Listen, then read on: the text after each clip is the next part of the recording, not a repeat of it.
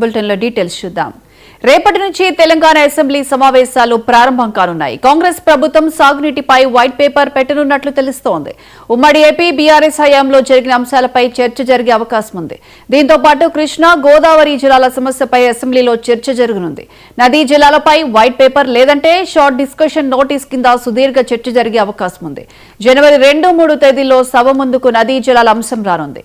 తెచ్చిన పర్మిషన్లు, చేసిన ఖర్చులు, అక్రమాలపై అన్ని సభ ముందుకు రానున్నాయి. ఇప్పటికే రెవెన్యూ శాఖ ప్రాజెక్టుల వారీగా సమగ్ర రిపోర్ట్ రెడీ చేసింది. కాగా బీఆర్ఎస్ అధినేత కేసీఆర్ ఈ సమావేశాలకు వస్తారా లేదా అనేది ఉత్కంఠగా మారింది.